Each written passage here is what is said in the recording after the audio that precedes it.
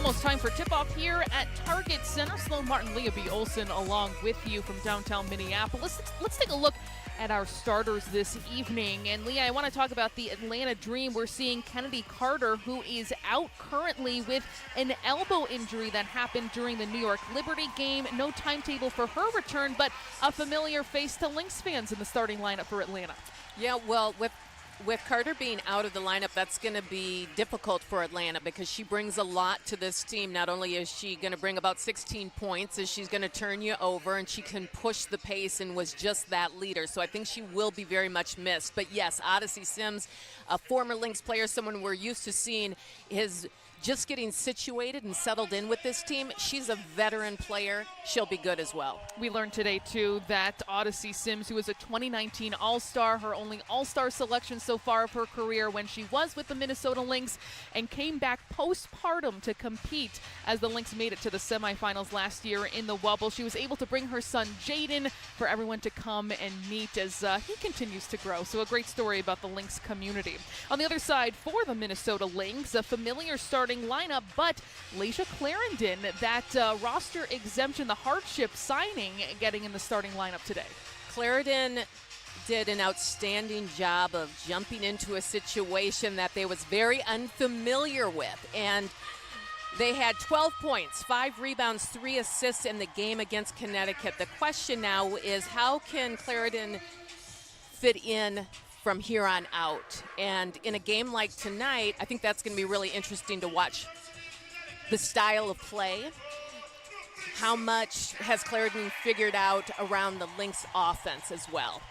I like the comments from him post-game when he said that Cheryl Reeve would call out a play and Clarendon would say, I don't know what that is.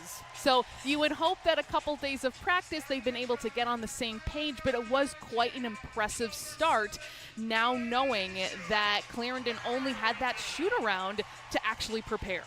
Really, really impressive. And veteran players do things like that, and that's what's so important is when you – well, Coach Reeve said it best, when you're a professional, you come out on the court and you show up, and that's exactly what Clarendon did in the game. For Atlanta's defense, we know they're one of the stronger defensive teams in the WNBA with the way they trap along the perimeter, and they've also scored, or I should say prevented scoring in the paint very well as well this season. How are they going to get a handle on Sylvia Fowles, who against the Connecticut Sun had 24 points, 9 rebounds, 3 blocks, still showing that she is not over the age curve by any means. Let's stop talking about her age at this point. But what do you think Atlanta should do to try and limit her impact? Well, I think every team that comes into Target Center has to think about Sylvia Fowles because she is the weapon. She is the most important weapon on the court for the Lynx. How do you stop her from scoring? You can't really stop her. You can slow her down, but it is keeping her from being comfortable. Don't let her get the easy passes. One thing Atlanta does really good is they get their hands in the passing lane. So if they're really having a hard time dumping the ball into Sylvia, making that difficult. Also, their trapping ability down in the paint could make things difficult for Sil as well. That was something that Mike Peterson, their interim head coach, has said, and he took the reins after Nikki Cullen was named the head coach of the Baylor women's basketball program, and he said that they are really the glue to our defense, that it depends on the bigs' rotations in order for them to be effective with those traps. Well, I think that's so true, and it is, when you think of Atlanta, you think of the backcourt, but it is the front court that's really making them so solid and strong defensively. I mean, it's the two together that he's put together a really nice group of athletes. The Lynx in their home white, which feels good to say, Leah, especially for you as a longtime Lynx broadcaster, to have white back in the lineup again. Yes, I love it. I will not stop gushing. Every WNBA broadcaster has done it. I will not stop gushing about the jersey refresh that we've seen, and of course Atlanta in the red. It'll be Elizabeth Williams and Sylvia Fowles for the tip. And that should be a fun matchup to see inside, too, with Williams being named first-team all-defense last year.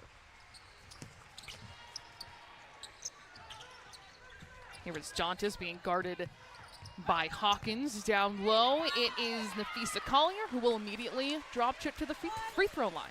Nafisa Collier is a player I think could actually have a really big game here tonight. I think she's going to be a little bit difficult for Atlanta. She matches up. She's a hard matchup, Nafisa, because she does everything so well. And so to see her get the quick start, her and Dantas have a nice high-low game. She's able to get to the line. For the Lynx, is this exactly what you're looking for in a first possession where you see that size mismatch with her and Hayes? And exploiting it right away. Love it. The Lynx taking a 2-0 lead here early at Target Center, and Odyssey Sims bringing the ball up the floor. Played 2 seasons for the Minnesota Lynx, including her only All-Star year so far in 2019. Came back postpartum to help the Lynx to the semifinals. A block by Sylvia, fouls on what could have been a beautifully drawn up pick and roll, but she said no.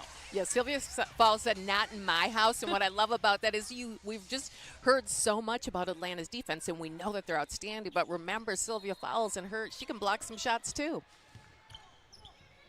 Syl has this impact that maybe you see it in the advanced stats, but her ability to protect the rim is like none other. But Hayes hits this one from downtown.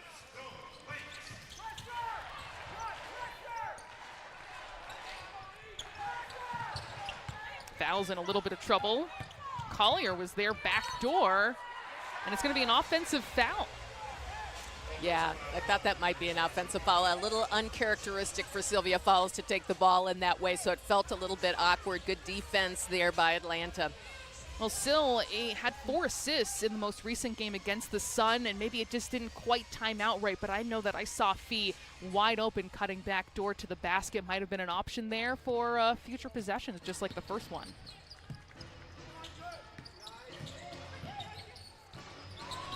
Hayes trying to shake off Dantas, and Dantas staying with her and eventually forcing a turnover. And I think Dantas is going to be another player. Dantas needs a breakout game as well, and this could be that game. And early on, it looks like she's, involved on the offensive end of the court, being effective defensively.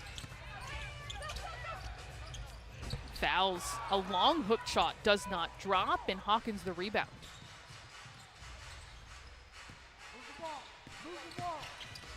Here's Williams coming off a huge performance, hit 2 shots in overtime against the Liberty. What was the game tying 3 and then the game winning 3 with 1 second left as Clarendon will drive and finish at the rim. Nice hesitation there by Clarendon, and then gets right to the basket. Clarendon showed a lot of spurts like that with her ability to take guards off the dribble.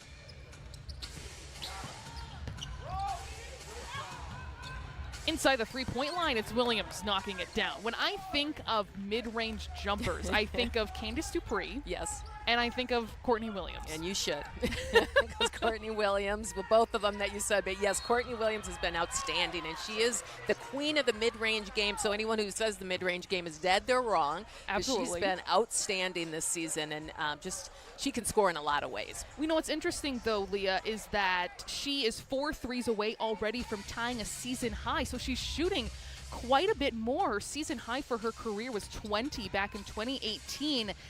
Threes are now 30% of her attempts compared to half of that in previous seasons. So that time she was inside the three-point line, but she didn't look like she was looking to go behind it, but something to look out for.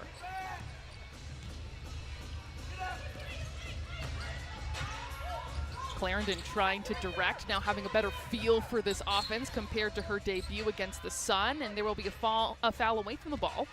Yeah, I think that's a good sign for Minnesota that Clarendon is directing traffic, because that means that they're feeling better in this offense, and you have to feel comfortable on the court with your teammates. That's going to go against Hawkins. And that was something that head coach Cheryl Reeves said too, is that the leadership was so visible as there's another foul against Hawkins as Nafisa Collier was facing up, is that I saw Leja taking charge in huddles, trying to get this team that had a 12-point deficit after the first quarter back into the game. I think she played a big part in that in an intangible way. Well, and I think that's one of the pieces that's been missing from the Lynx is who is that real strong vocal voice that's going to be calling people out, and not necessarily in a negative way at all, just talking, communicating. We just haven't seen that much this season. Especially with the way the season has started, when you feel like they need that injection of, I mean, even accountability and that effort too that Yes. Reeve has talked about. Collier at the free throw line again. Handing it off to Sylvia Fowles. You see the footwork and the hook shot, the easiest two you'll see for Fowles. And I love it. Nice little shuffle pass there from Dantas. And Dantas has already gotten good passes into Collier. A nice little pass into Sill. She's locked in. McBride is going to miss from long range, and Clarendon looking to push the pace. Williams tried to help side back door, but Sylvia Fowles waited it out. It's impossible to defend it, so I say keep going high-low like that until they take it away from you. Mike Peterson talked about wanting to really put a lot of pressure on the perimeter as the Lynx force a turnover to make those passes inside difficult, make it so that Sill's not catching the ball where she wants, and that has not been the case so far. McBride will knock down the three-point range. Another player you want to see start knocking down those shots. Yeah, and that was great to see her hitting early. We love that McBride can hit the three, and hitting it early in a game is good news for the Lynx, but this is the first time I've seen the Lynx offense clicking so quickly together. That's exactly right, especially after that Seattle game, which Reeve called possibly the most disappointing, or one of the most disappointing games in her tenure. To come back and see that happen in the first quarter again, thinking it's deja vu, but that response was so important. Yes, and I think we're kind of seeing that response roll into this game, because I think what happens in that Sun game is you realize this is what it takes to win, how hard you have to work, and you kind of remember that, and now you see the Lynx get off to a good start. Sims on Clarendon, giving Clarendon the left, and she'll take it. I love it. Being aggressive, looking for your shot, leading the team. Clarendon will draw the foul, almost take out part of the scorer's table. And there's a timeout on the floor almost midway through the first quarter. The Minnesota Lynx already with a 13-5 lead, trying to string together 2 wins in a row after an 0-4 start to this 2021 season.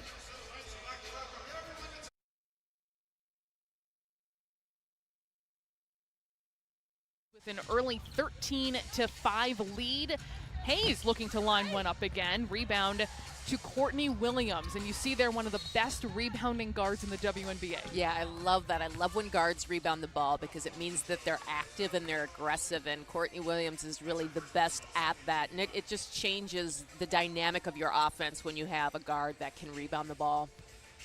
I mean, she leads all guards in the WNBA. She was near the top last year as well. It's a difficult assignment to try and box her out from the perimeter, I would think. It is, and it's hard to find her on the court as well. Tiffany Hayes inside, and she's up to 5 points, the game-high score so far, as Atlanta trying to dig out from an early hole. Clarendon into Fowles, another great catch, more patience. And this time, Atlanta able to disrupt Sylvia. Yeah, Atlanta does a great job of collapsing in. The double team comes to Sill immediately down low in the paint, and Minnesota unable to score on that one. And an offensive foul against the Atlanta Dream. Was that an illegal screen? It looks like it was on Billings. Or at least an offensive foul. That was what it officially was. Okay. Back to the Lynx. Down inside again to Fowles. The help defense not quite there. I heard travel being called out from the bench, but Fowles continuing to eat up the inside. She's got 6 on 3 for 5 shooting. Well, we see what Minnesota's game plan is in this one. Get it to Sill. If there was ever an Odyssey Sims basket, that's it right there from that second hash mark, as there's a foul as Clarendon was trying to bring it up the floor. And here comes Ari McDonald, the number 3 overall pick in 2021. We haven't yet seen that energy from Atlanta that you're kind of waiting for that frenetic defense that they put on everyone. I think what you've seen from Minnesota is they're taking advantage of their front court presence, and let's see if Atlanta starts taking advantage of their back court. Good hands by McDonald. Better pass up to Hayes for a transition bucket. And all of a sudden, it's a 4-point game. Minnesota at the timeout led 13-5. Yeah, Tiffany Hayes has been solid in this first quarter. Fouls away from the basket. She can put it on the ground too, but she can't convert it. Was looking for a foul on that one. Williams trying to get around Dantas. Feeds Billings. The rebound goes out of bounds back to Minnesota. Also entering the game is Cheyenne Parker, who up until this point for Atlanta had been in the COVID protocols. And this in her season debut, coming off of so many career highs set last season in Chicago, is kind of seeing where her legs are at and getting her integrated. Yeah, you would think this would be a tough way to get going, but you have to jump in eventually. Long rebound to Courtney Williams. And she'll pull up just inside three-point range. This is one of the best offensive rebounding teams in the WNBA because of Williams and Billings, as well as you've seen on back-to-back plays. Lynx doing a nice job of getting in the passing lanes. Here's McBride looking for another three. She drains it. Kayla McBride 2 for 2 from beyond the arc. Nice looking. Their defense created their offense. McDonald creates some space for herself. Yeah, it's fun to see McDonald get in the game. I feel like each game that I've watched of Atlanta's, she's just more comfortable each and every game, and you know that she's such a smart player. She's always learning. Every time she steps on the court, she gets better. We know how tough this transition is as Collier looking for a three, and she will drain it. Minnesota 3 for 4 from beyond the arc. Yeah, they're in flow right now, Minnesota. They're getting the ball where they want to the players who need to have the ball. Quick passing from the Dream right back to McDonald. Quick no-look pass to Hayes. The assist not there. Arms in every direction. Yep. Staying here. Atlanta does do a really nice job of moving the ball around the perimeter, sharing the ball, looking for that right shot, and they've shot such a high percentage in this season that they've yet to get into that groove for this game. Achanwa and Jessica Shepard entering the game for the Lynx, as well as Crystal Dangerfield. Williams steps into that shot, kisses it perfectly off glass. It's a nice looking shot there by Williams, and let's see if the subs from Minnesota can hold on to this lead for the next 2:15. I am interested in this matchup between McDonald and Dangerfield for the speed factor there. Absolutely. McBride in some trouble. Achanwa trying to get something going. Instead, it's picked off by Courtney Williams. McDonald slowing things down now, but she's going to put up a shot, and she drains it. A great early entrance for the rookie. It really is, and you can just see that her confidence is so high right now, but just coming in, making a quick impact for Atlanta. Oh, they're doing what they want to do now. Hands in the passing lanes for Atlanta. That's exactly what they want to do. Another look for McDonald. Oh, maybe a little heat check there. She is not able to get that one to go. Collier. And another rebound to Williams. Everyone looks a little bit winded. You know, both these teams may be coming off those OT games, but you can see they're waiting for this quarter to end. I think that's a really important point to bring up. I mean, there's certain players like McBride, Courtney Williams playing north of 40 minutes. And you have a couple of days. This is not a back-to-back, but it still can stick with you. McBride looking for numbers, but she's going to attack right at Williams, who defends that very well, not drawing a foul. Yeah, really nice job. And McBride did a nice job of trying to use her body to get some space to get to the basket, but just couldn't finish. Good defense there by Atlanta.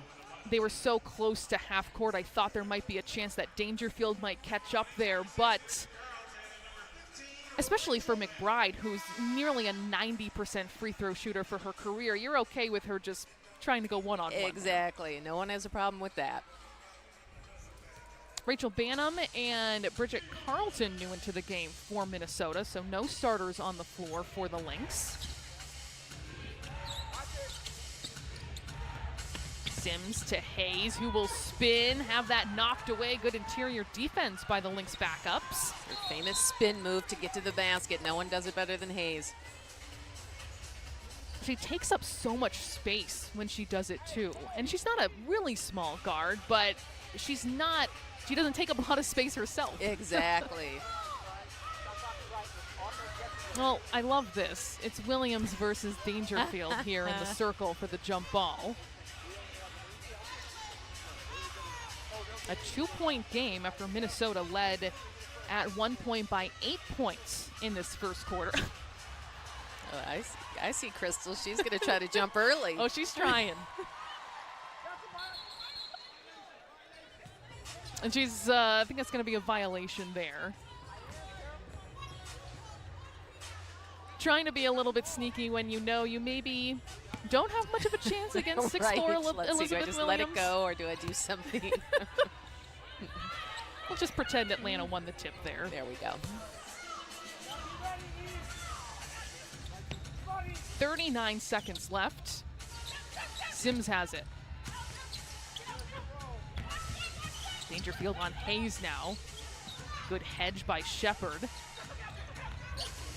And it will be McDonald off front iron and a whistle away from the ball as Elizabeth Williams was trying to go for that rebound. It was good defensive intensity by the Lynx. You can see that they're really locked in, and their focus today in shoot around really was around staying locked in on the defensive end of the court, getting through screens, communicating with each other on the defensive end. That's going to be against Bantam, and they're over the limit, so free throws here for Elizabeth Williams. And she is coming off what is her first double-figure scoring performance of this season. 12 points, 11 rebounds, 2 steals, and 2 blocks against the Liberty. But I'm sure she is someone the Dream want to get more involved, scoring more than about 6-7 points per game. Agreed. She has the ability to do that, and like as she showed in that Liberty game, how effective she can be. Very small difference between the shot and game clock.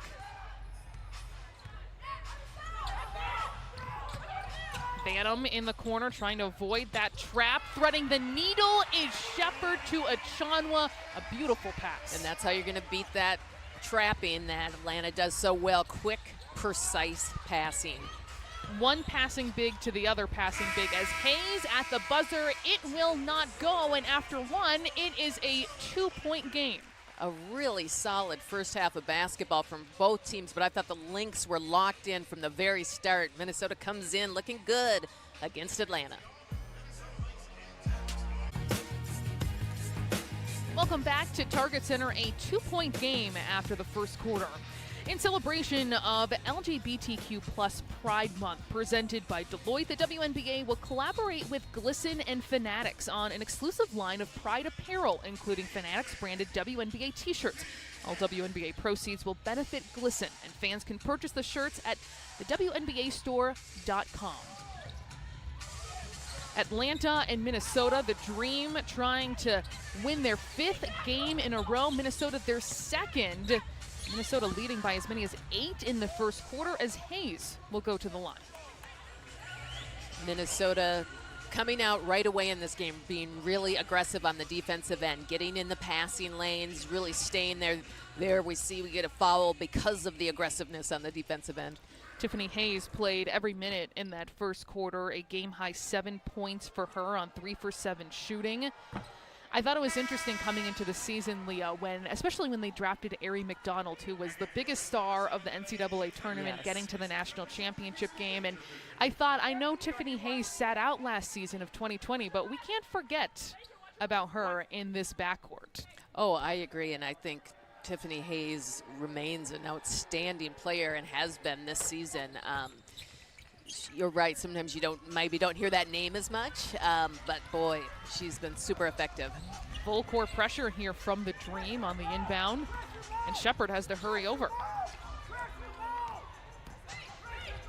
Still trying to get set in their offense, and that won't happen. Here's Sims with the pickoff and dumping it off, and one. Nicely drawn up play, defense to offense. Yeah, that really was. And this is where Sims just fits in so well with this Atlanta team, because she's a veteran player who can push the pace, knows where to find her teammates, but then also she's going to turn you over as well, knows how to finish. She's just a good fit for this team. McDonald at the free throw line. And you like to see that too, and how hard she was running the floor for her teammates, and she completes the three-point play. She's got a game-high 9. Clarendon in trouble. Shepard is going to have to go help her out. Sims almost picking it off again. Minnesota Lynx fans know what that locked-in, energized Sims looks like on the defensive end. Here's Shepard dishing to Achanwa. Why not go to it one more time? Yes, I love it. I love the bigs communicating in this game, and Shepard, one of those post bigs who can pass the ball so well, gets it into Achanwa, who is kind of thirsty for having a big game. Williams, she is fouled, drawing nearly every Lynx defender in the paint as Atlanta was moving the ball. It's got to be nice for Achanwa when you're usually the one who is passing off the ball. Here's another look at that play. The foul is going to go against Shepard.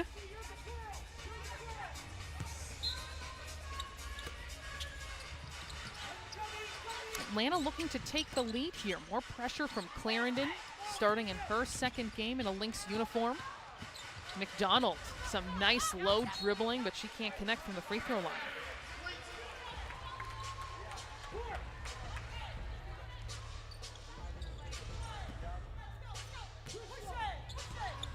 Looks like Courtney Williams set to check back in for the Dream. Clarendon attacking, difficult shot off 1 foot, and rebound to Atlanta. Billings setting a screen, and Hayes resetting. Atlanta being patient. And getting rewarded. Yes. Doing a nice job. They, on their offensive end, you know, when we think so much about how they play on the defensive end of the court, what I like about what they do on the offensive end of the court is just how they communicate with one another, how they come off screens so crisply, how they communicate, you know, just they early on in the season have impressed me with their offense as well. That's a second on Shepard. Crystal Bradford, new into the game for the Dream, and also coming back in is Cheyenne Parker as she tries to reintegrate herself from her time in the health and safety protocols. Williams misfires, rebound to Carlton. Williams 2 for 6 from the floor with 4 points. Collier has the 6-foot Bradford on her, gonna back her down and draw the foul. Yeah, that's a good space for Collier right there, because she does a nice job of, you know, she can face up to the basket or dribble, drive, and takes one step, tries to get in, and she does a good job of getting to the free throw line. Bradford has that size, that 6 foot that stands out on this team, but she really is like a 1 or mostly a 2, so it's definitely difficult banging in here with Collier. She will line up a 3, and Bradford picking off the rebound.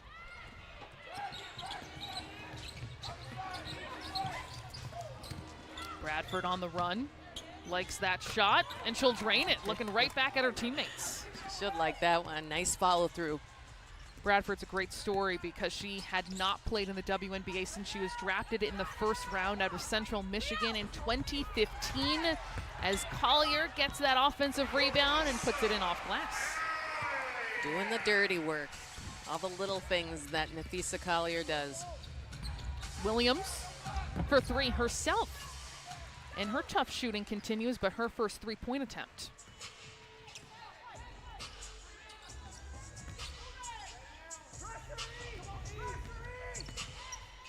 Collier looking backdoor pass, not quite there from Shepard.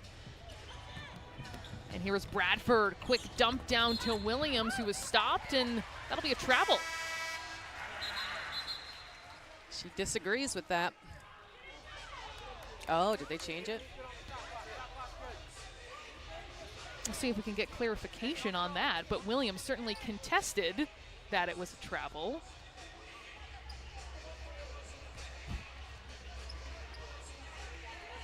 And it's Atlanta ball. So it still is calling that a turnover by Courtney Williams. And Cheryl Reeve is also getting in on the discussion, understandably.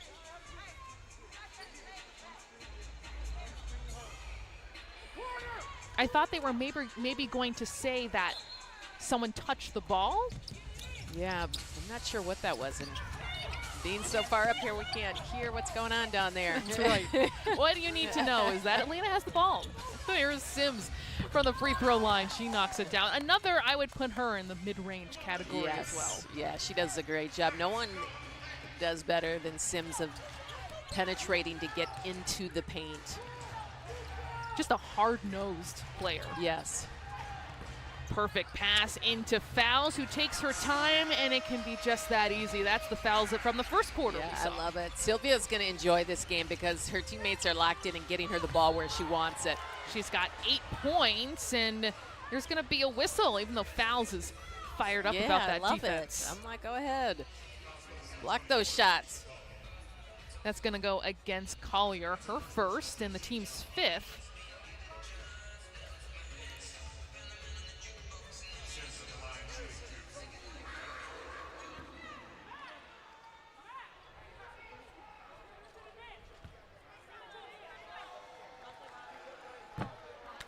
Lefty no good on the first. Sims this season has started one game, playing 21 minutes, 6 points per game, but still think back to that 2019 season when she was the Lynx leading scorer and getting them to the playoffs yet again, continuing what they hope this year is an 11-year streak.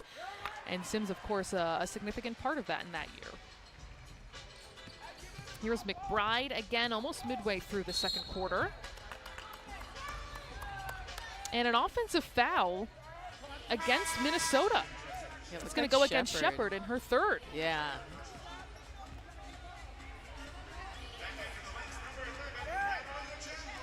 So Natalie Achanwa is going to step back into the game. And Shepard picking up those 3 fouls in 6 minutes on the floor.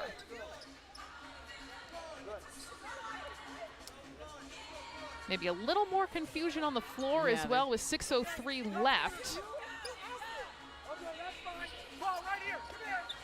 And not sure if there was a timeout called on the floor. It sure looks like it. Well, Minnesota trailing at this point by 1 point. And it looks like there was some cleanup that needs to happen, some blood on the floor. Okay.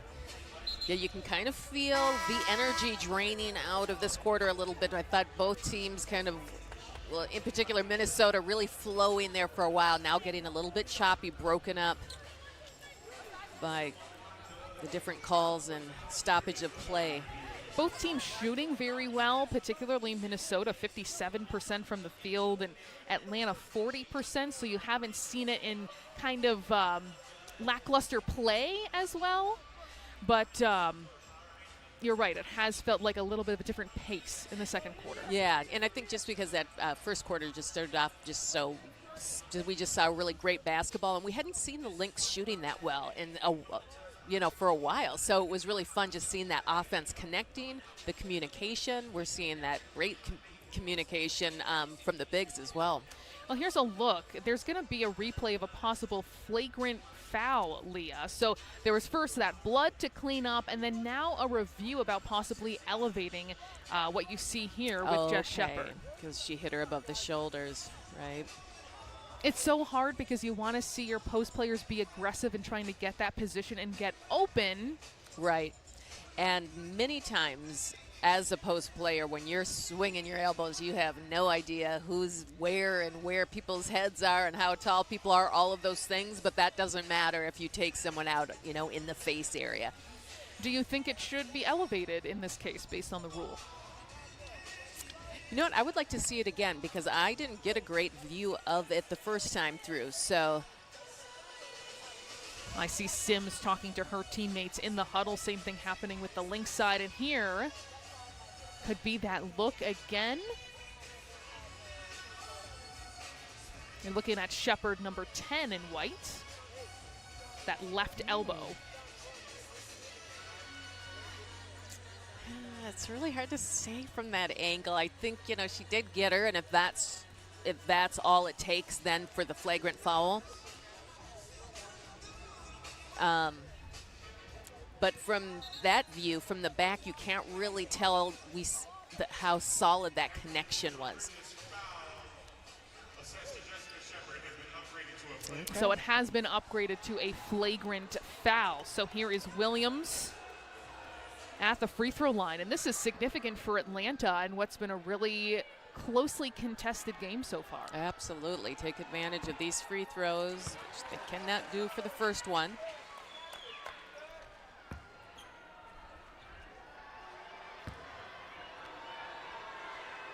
Williams' career 66% from the foul line. She's got a very untraditional type of shot, I would say. She goes 0 for 2 right there, which is, of course, positive for Minnesota. So Minnesota, because of that flagrant, back on defense again, almost midway through the second quarter.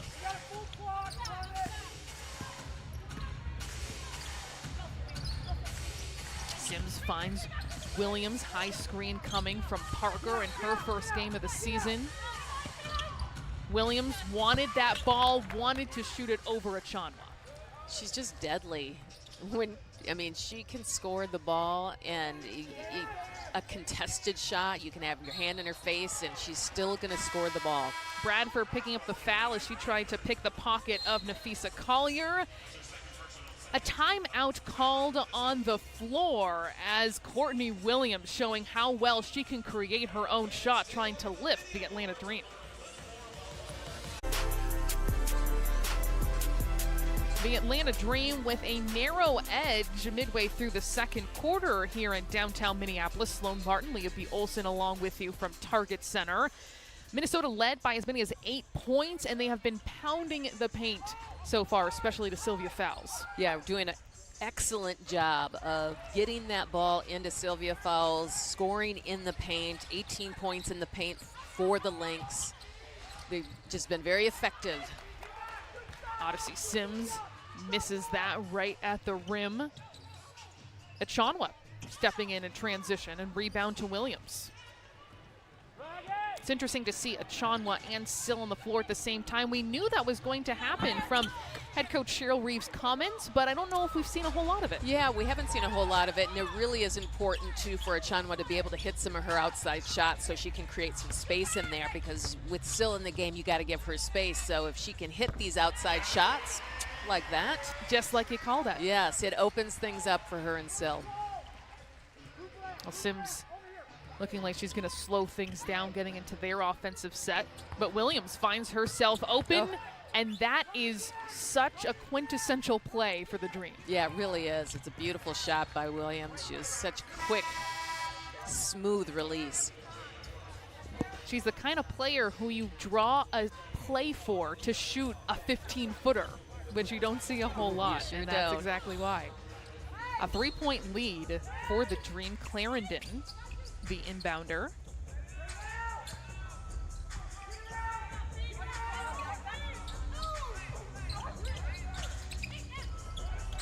Achanwa looking inside. Fee wants it against Sims, and Sims pretty much had to just step right back, and an easy one for Nafisa. Yeah, I really love that, and I love how deep Nafisa was able to get in the paint to get the shot that she wanted. That's what we hadn't really been seeing yet from these Lynx players in this game. It's coming together. Williams gets the switch. Already shot over Achanwa, and a 3-second violation, or a defensive 3-second rather.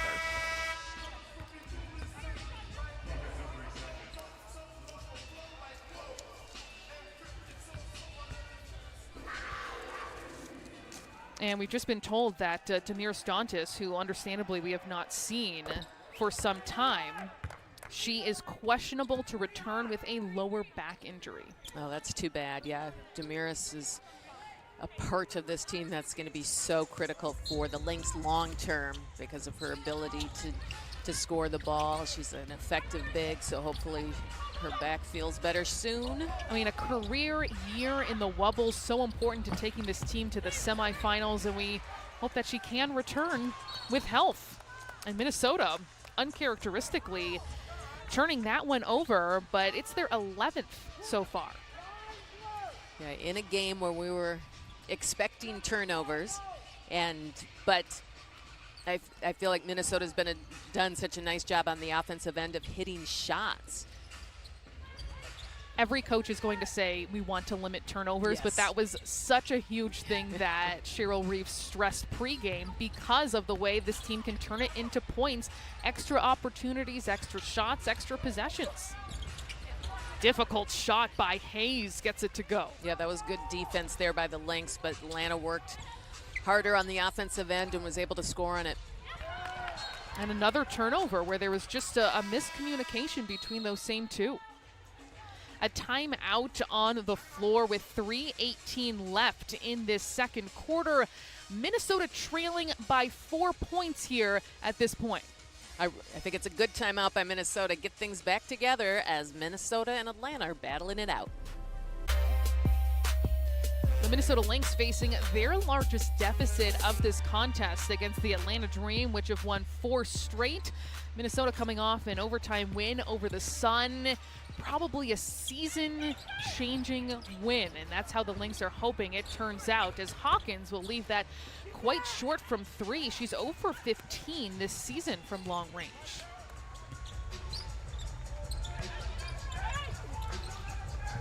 Here's Collier. Waiting for that screen, almost knocked away by McDonald, who's been so active in this game after playing only 7 minutes in an overtime win against the Liberty, and a foul going against Hayes.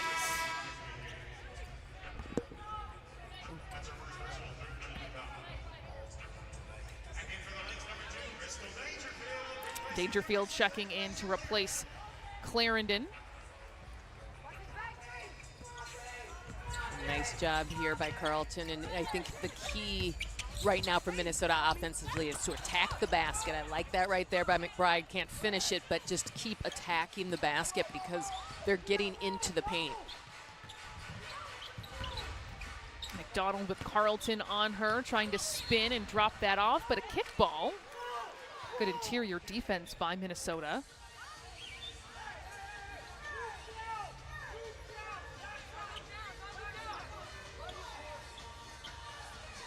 It'll be Atlanta ball. Tiffany Hayes, the only player above double figures. She's got 11 on 4 for 8 shooting, has been really a go-to for the Atlanta Dream. Here's Williams with 3 seconds left. Tipped by Dangerfield, and a shot clock violation. The Lynx have to kind of thrive on that. That's a big deal when you're clicking together defensively and you can hold someone to create a shot clock violation.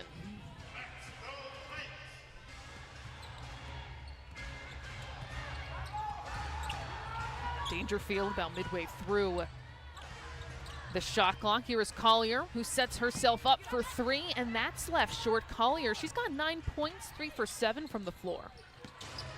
Hard screen by Hawkins creates a lane for Hayes, and she will attack, and 2 free throws coming her way. Yeah, I saw Minnesota trying that. I mean, they're trying to get in front defensively. You could see they're communicating, but a nice job here.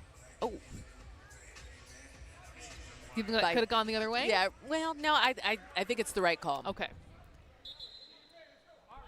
Watching Hayes throughout her career, and especially in this game, where she has just no fear of trying to split defenders. I know. I mean, imagine going top speed into Collier and fouls.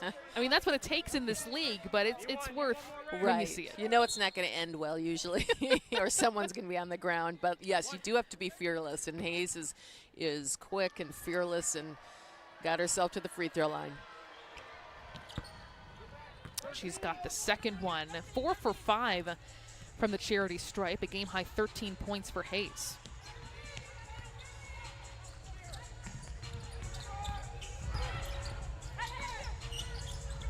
Collier to the high post. Good look for McBride. She had been 2 for 2 from long range, her first miss from there. Hayes loses it cleanly, and Fee comes up with it.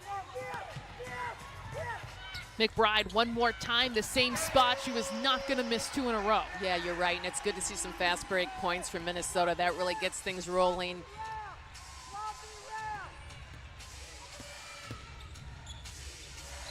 Williams, baseline, getting away from fouls. And a turnover by Atlanta.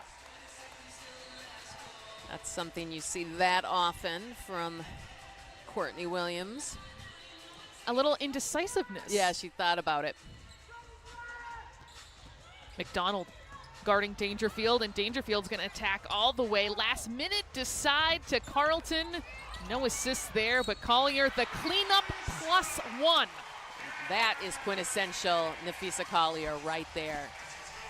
Just her ability to be in the right place at the right time, always moving without the basketball. So when she comes in to get the rebound, to save the day, to get the steal, those are the things that she does that makes her an elite player in this league. She's someone where, of course, she can have these splashy plays, her threes, really nice post moves. But there are games like this where she's got 11, 3, and 2, and it's quiet. Yep, and she's doing all those little things, yes. Williams handing off to Courtney Williams. And here's Hayes with Carlton on her.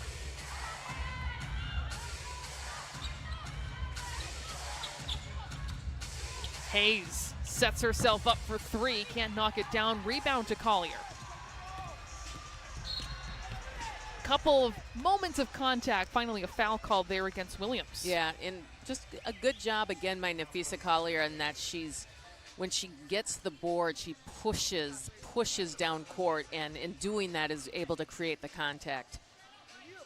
She's said that ball handling has been something she worked on in the offseason, and that's been since she's come into the league, knowing she's going to be playing more in the perimeter, at the 3, having to learn pick and rolls when the ball is in your hands. Yes. But I think even though it's a small thing, but that foul put them in the bonus. Yep. And you see where that confidence in the ball handling comes in. Absolutely, and her adding little things like that, the ball handling. I mean, she's a great 3. She's great at the 4 spot, but that versatility to be able to move her around gives the Lynx so many more options.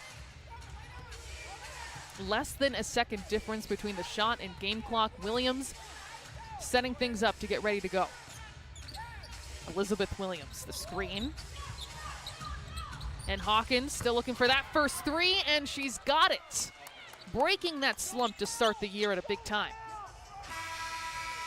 That won't go at the buzzer. A big shot by Hawkins, putting Atlanta on top at the half. Yeah, we just saw some really good basketball, just moving that ball around. Both teams look great.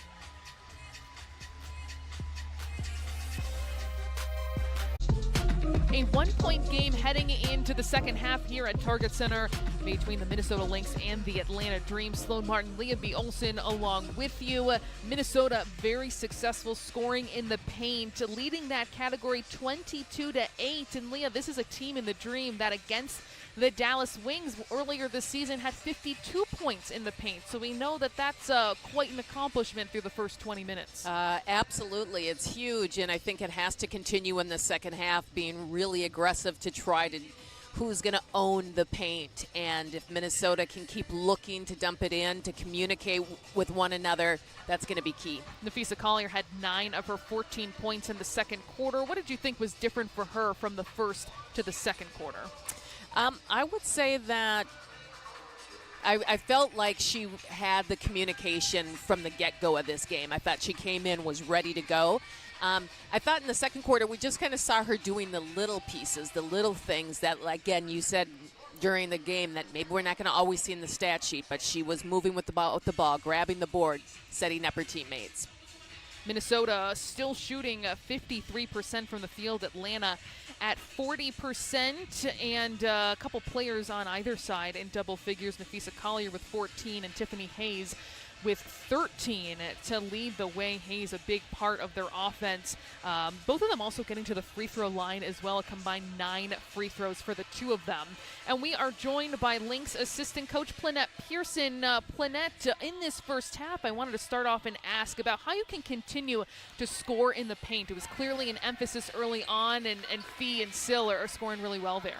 Well, we knew they were going to be aggressive on the outside on our ball pressure and everything, so we just try to use their aggressiveness against them. We know we got one of the best centers in the league, so we wanted to throw it inside to her and see if she can get into work, go to work early. Plynette, this is Leah. There's 7 players on the Atlanta Dream team that have scored. What do you want to do in the second half to really slow them down? Well, we know they're quick, they're fast, they're guards. They like to push it and get to the basket, so we just have to get into our shell defense and just play our defensive principles and be there for each other. All right, Lynx assistant coach Plynette Pearson, good luck in the second half. Thank you. You heard there from assistant coach Plynette Pearson about how confident they are in being able to just let Sill do the work, and how Atlanta knew that coming in. Do you think Atlanta could make any adjustments to make it tougher for Sill? Because when she catches the ball at the right angles in the right spot, it's unstoppable. Right, so I think even if it's the defense on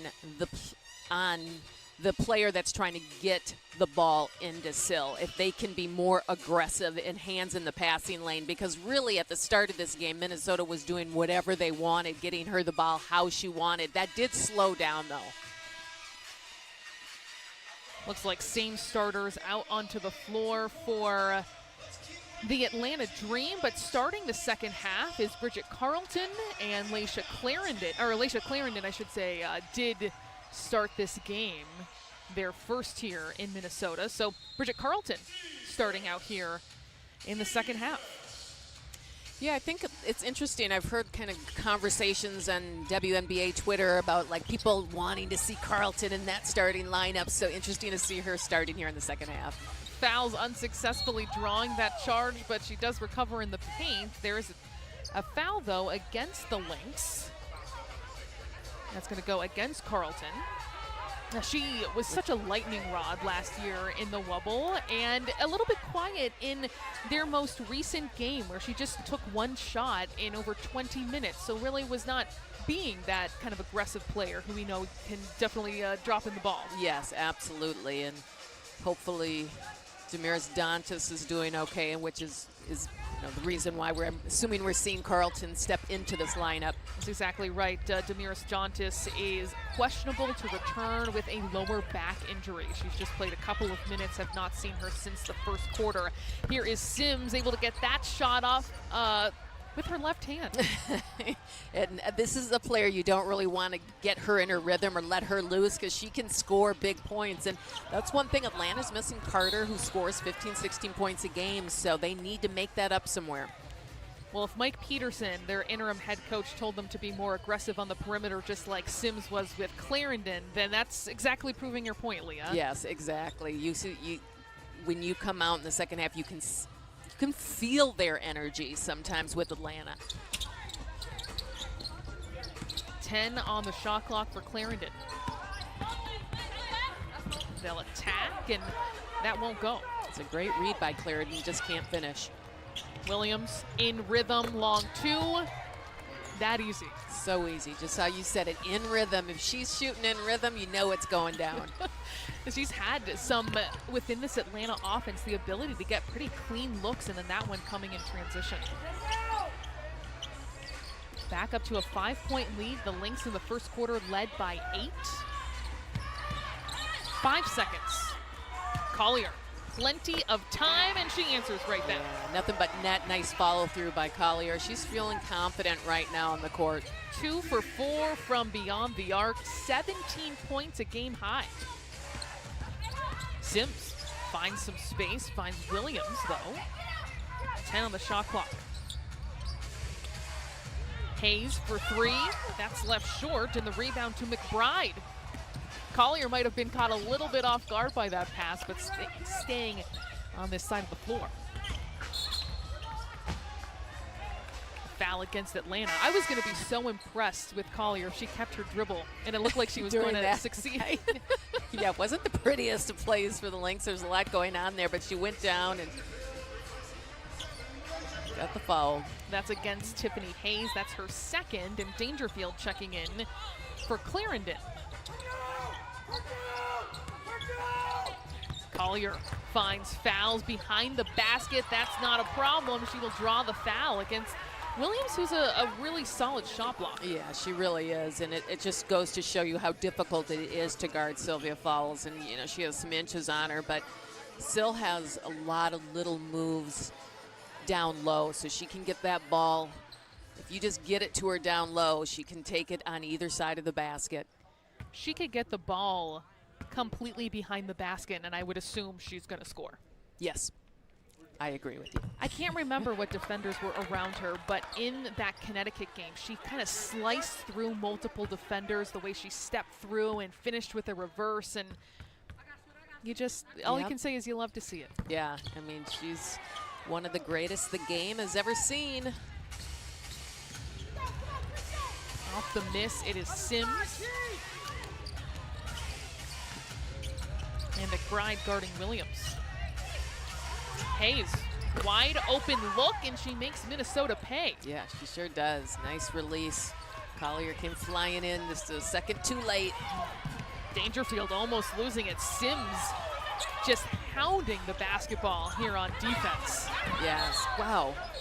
There was a lot going on there, but Sims created most of the chaos on that.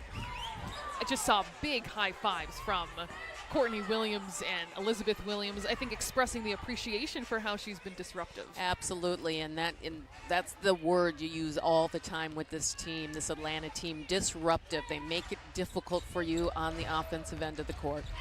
She's got just 6 points, but 5 assists to go along with it. And draining a 3 as well, and that's gonna provoke a timeout. A big run to start the third quarter by the Atlanta Dream. They've extended this out 52-44 here at Target Center, looking for their 5th win in a row. After a Minnesota timeout, Odyssey Sims before that scoring 5 points to start things out for the Atlanta Dream in this third quarter. Minnesota trying to respond from this deficit they found themselves in, but they won't start it off with a bucket.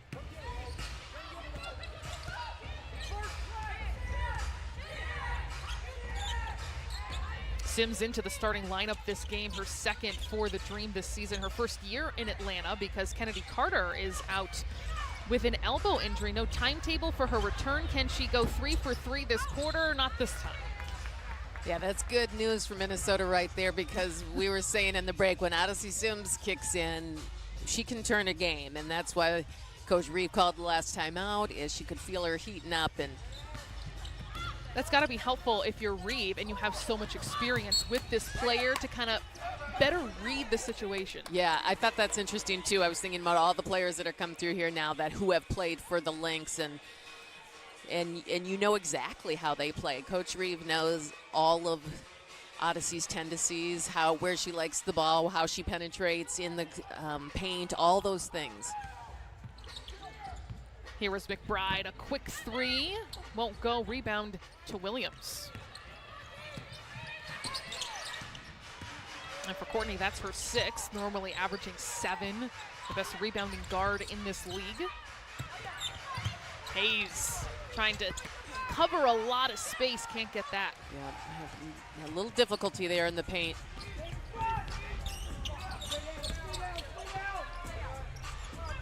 Dangerfield going to reset things, driving against Sims, hard contact, and drawing the foul. It was something you talked about pregame, Leah B, is the matchup with Crystal Dangerfield. And does she have a better matchup in this case, going up against a Aerie McDonald or an Odyssey Sims? Yeah, and Coach Reeve said it. Yeah, her athleticism will be needed in this game, and we're seeing that right now from Dangerfield, is her ability to attack the paint, be quick and physical. She has to be a little bit careful. You know, when she drives the basket, she tends to throw her body and fall a lot, and just kind of like, she's so small. but her athleticism is outstanding. These are especially at first free throw, her first point of the game in 8 minutes. Also has an assist in this one, 0 for 1 from the floor. Here's Williams handing it off to McDonald, new into the game. Hayes liking her look outside three-point range, long rebound to Carlton.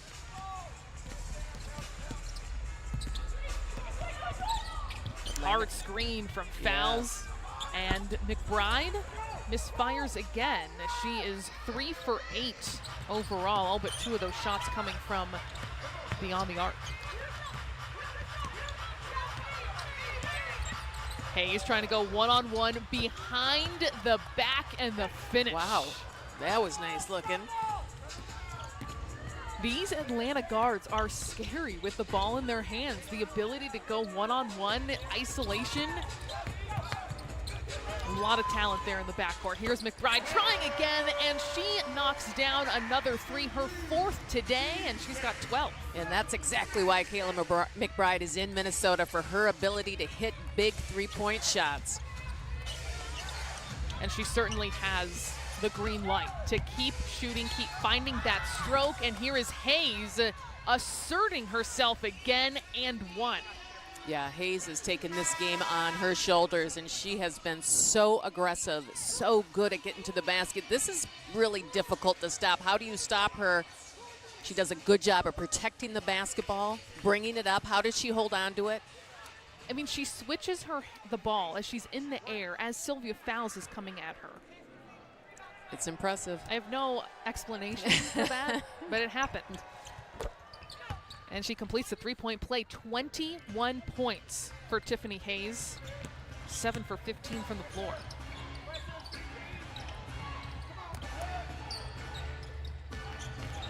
Dangerfield trying to go up against McDonald, who strips her, and then she fouls McDonald.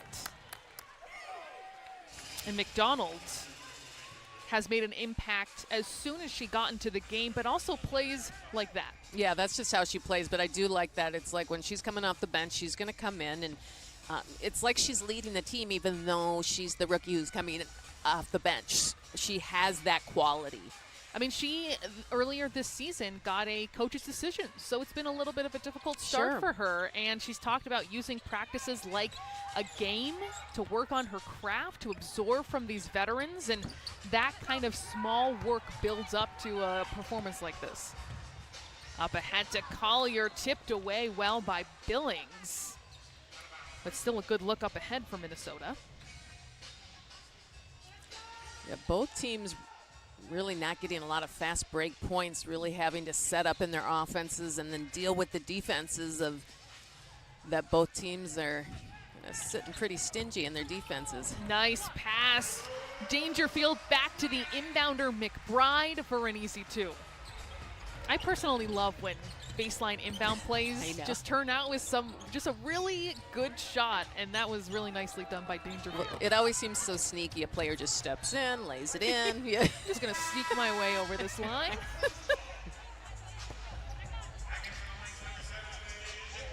Malaysia Clarendon returning to the game. Carlton taking a seat.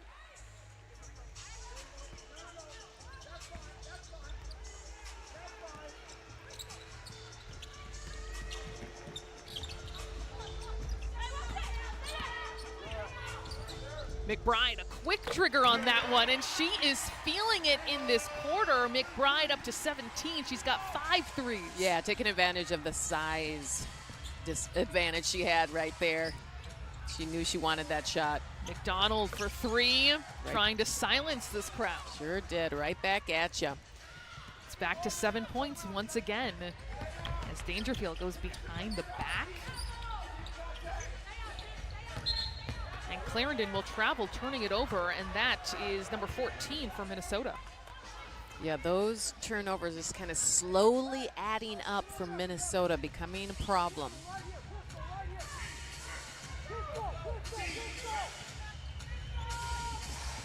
Hayes uses a screen from Billings. Almost knocked away and stolen by the Lynx, and Fowles looks like she's going to get whistled. I think so. I think she kind of reached around to try to get that ball. And that's going to be number 3 on Sylvia. Do you think Atlanta has made a transition defensively, trying to limit her touches in this second half, or is it kind of too early to say? I think you're right. I mean, that production has slowed down in the paint for Minnesota. Parker leaves that short for 3. Courtney Williams, the offensive rebounder, gets 2 more. Yeah, you can't give second and third chances to Atlanta. Foul, saving it from going out of bounds, though, so minimizing the damage as Minnesota. Here's Dangerfield driving hard. McDonald tried to rob Dangerfield again, but will be whistled for the foul. Yeah, just both so fast and speedy. It's like who's faster than who, both trying to get who's going to get to the spot before the other one, but Crystal wins this one. Great instincts again, though, by McDonald. Yes. Knowing where to put the ball, and I think that's like mandatory if you are that size, that you have to know these types of patterns where players bring the ball down when they're going in for a layup or when they catch in the post, that you just can use to your advantage. Exactly.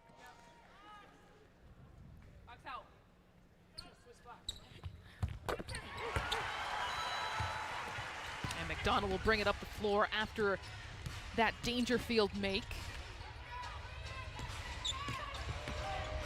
McDonald sees Sill in front of her. Doesn't want that matchup. Gonna dribble that back out, and McBride will foul Courtney Williams. Yeah, McBride a little mad at herself on that one. Just a little overzealous, trying to get to that ball, looking for the steal. And that's something she does so well, is getting into those passing lanes, deflecting passes. And by the way, that's a 15th foul on Minnesota, so free throws the final 2:17.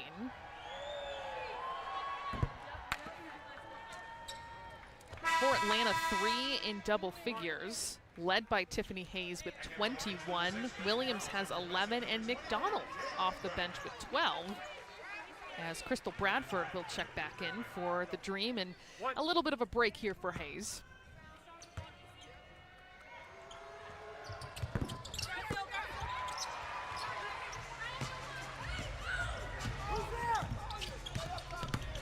Clarendon going baseline.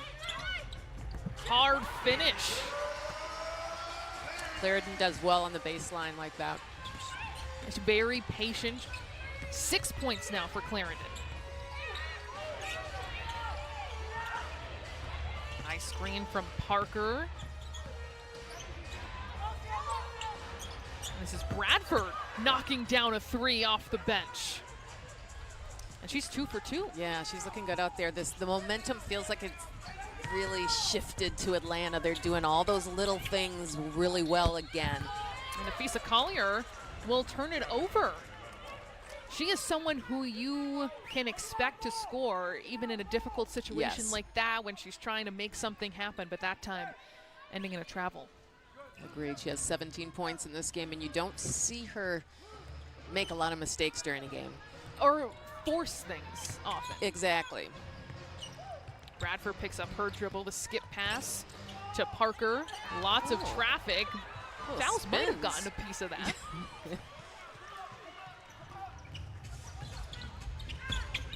Dangerfield can't shake free of McDonald. It's Clarendon again, a hard drive, and the finish is good. Catches Williams in the air. Clarendon up to 8 points on 4 for 6 shooting.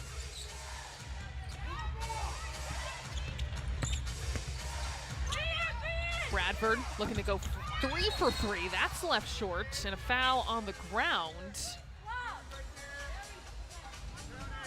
Multiple players trying to go for that rebound. It's going to go against Dangerfield, and that is her 4th. So that's going to be a little tough for Minnesota, because I thought Dangerfield added quite a bit in this game. With her energy, her athleticism, and her little battle with McDonald. And it hasn't quite shown up in the box score with her scoring 3 points, all coming from the free throw line, but it has been that speed and that athleticism that Cheryl Reeve talked about being really advantageous in this matchup.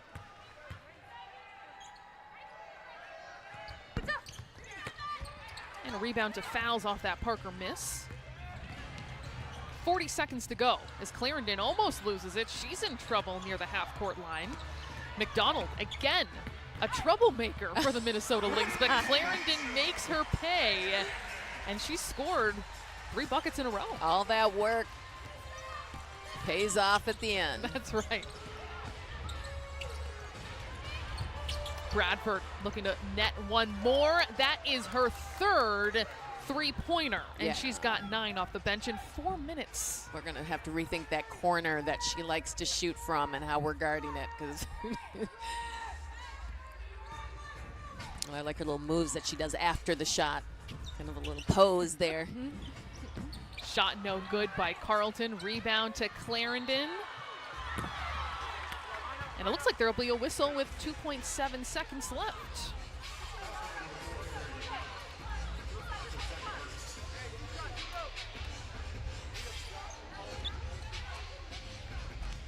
So Clarendon set to shoot 2. I think Clarendon's minutes in this game have been really well spent. Now that they've got some practice time with Minnesota as opposed to just a shoot around, getting more acquainted with the Minnesota offense. They've got 11 points right now.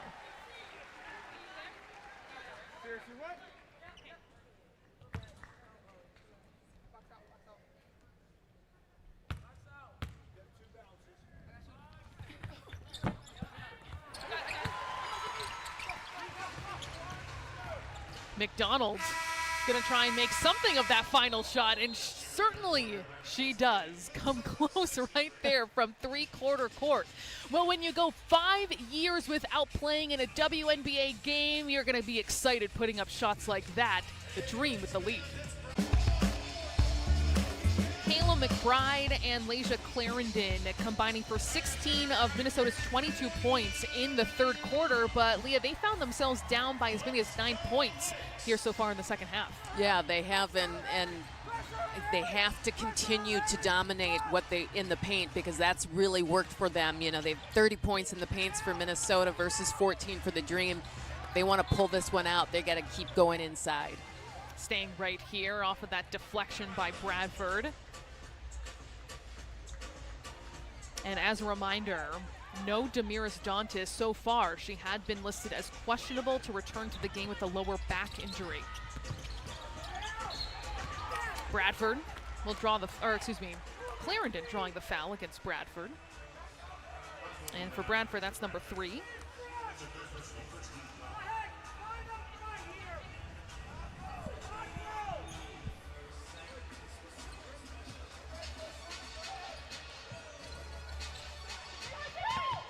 Into the post for Carleton, chasing down that ball and then fighting for it. It's a jump ball coming up.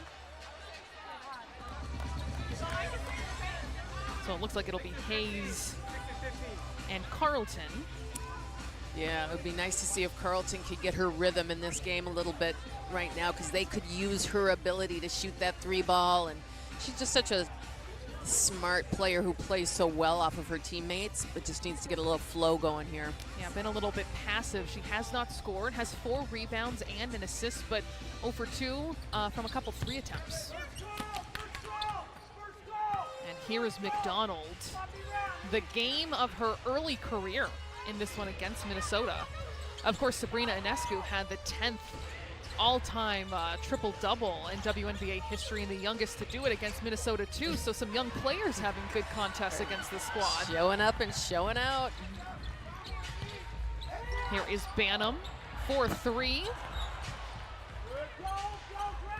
That would be another player to get hot in this one, is because we know Banham can hit, and she'll, do. She likes to have the ball in her hand at the end of the game, but she again needs to get in the flow.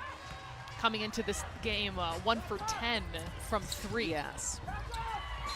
Ball bouncing around multiple places. As you said earlier in the game, a lot happening at that moment. But it's going to be a turnover back to Atlanta. A 5-point game. Minnesota in the first quarter led by 8, then trailed by 9 in the third. But it's otherwise been a closely contested contest.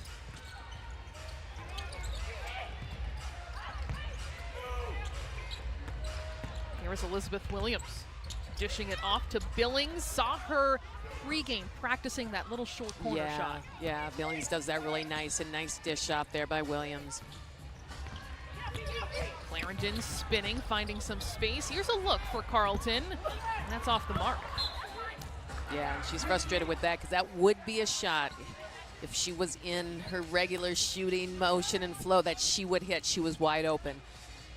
It's hard to imagine as a WNBA player what it's like to have that wide open of a shot because you just don't see it that often. Right. And then if you're not shooting well, the pressure to get this one to go because you don't know when it will come again. Yep, that's a big part of the game, for especially for bench players coming in and needing to score as soon as you come into a game.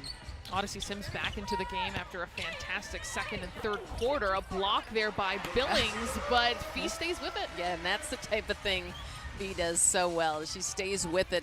It would have been easy just to think that it was ended, and she gets the rebound and taps it in.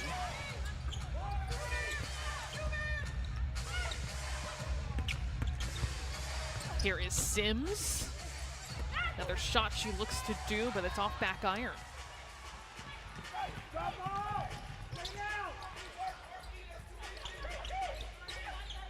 Yeah, neither team getting easy points. Long range 2 for Natalie Achanwa. She's 4 for 5. Maybe her strongest game in a Lynx uniform so far. I would agree with you. Yep, it's nice to see her kind of getting involved in the offense, taking smart shots. That was a good look. Especially without Demiris Dantas, who's questionable to return with a back injury. Have not seen her since the first quarter. Really trying to pick up that scoring. Yes, absolutely. Tiana Hawkins coming in to replace Elizabeth Williams.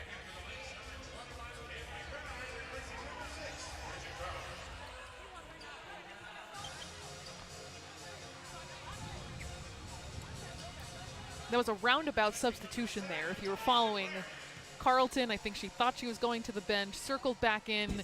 I thought there were going to be 6 players. Everything's sorted out now, though. 5 for Minnesota. Players pulling themselves out, thinking Coach Reeves going to pull them out. Yeah, exactly.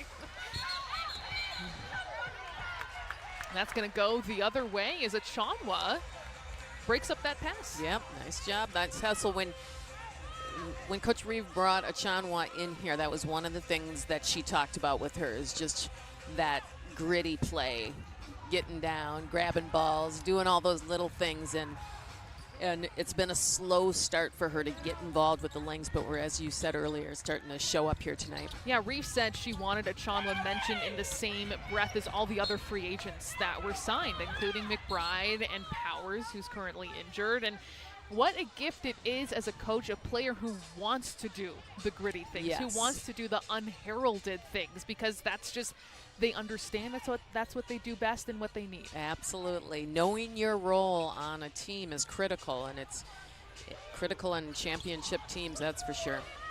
Here's McBride along 2. She's been looking for a lot of opportunities along the baseline. That one does not go, but she's got 17 for this game.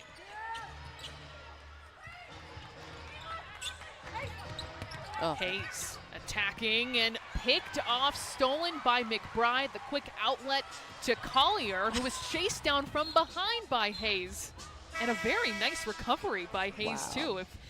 Wasn't sure if that was caught on the screen, but jumping onto the table and then immediately off it. Yeah, Hayes is so athletic, but I love the fact she never gave up on the play. And on the offensive end, when it didn't work out for her, she was like, I want to make sure it works out on the defensive end of the court. It's impressive.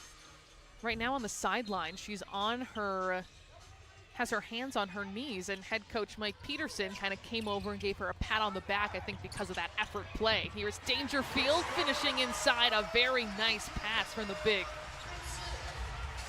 Dangerfield doing big things for this team in important moments. And as the clock winds down, I think that's good to see her on the court. That knocked away. Turnover forced by Nafisa Collier. Very timely. It's just a 1-point game. It's never been separated by more than 3 possessions throughout. And Minnesota can take the lead on this Dangerfield shot, and they do. This is where Dangerfield gets comfortable. I tell you, at the end of games where things heat up, she wants the ball in her hand. We saw it so much last year in the bubble. That was the exact comment I was going to make, is that she was just known for being a fourth quarter performer as Sims misfires, rebound to fouls. Doing a nice job on the boards. McBride looking for another 3, too strong. Good box out from Hawkins. And Williams, I think, rightly going to slow down the pace.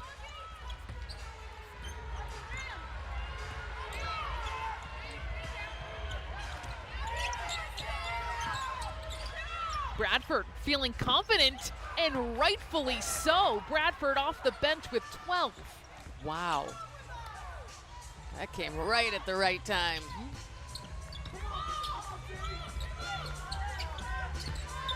They have a lot of weapons on this Atlanta team. Dangerfield has got a 3-point play coming up. This is Rookie of the Year, Crystal Dangerfield play. Yeah, and the Rookie of the Year has had a hard start to this season, but she is really showing up in this game right now.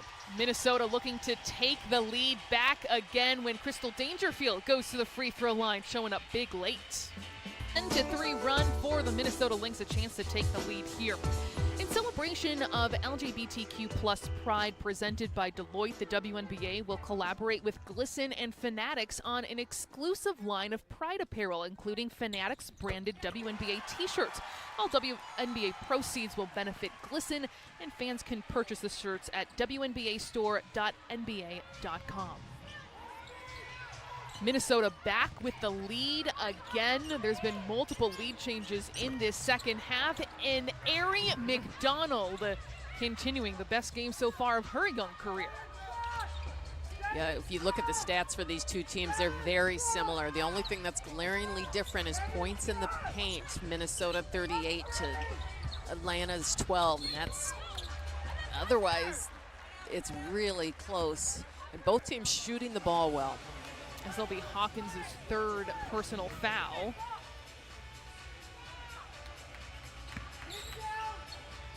They've got 3 team fouls, so no free throws just yet.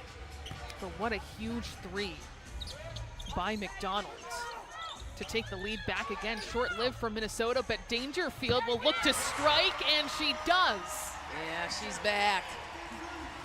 Crystal Dangerfield with 13 points, 4 for 6. You can just see she's locked in, and she's hitting those shots. She has her confidence, and I think she likes this matchup with McDonald, who's going to get open here if she doesn't keep an eye on her. Difficult shot for Williams. By the way, every point for Dangerfield coming in the second half.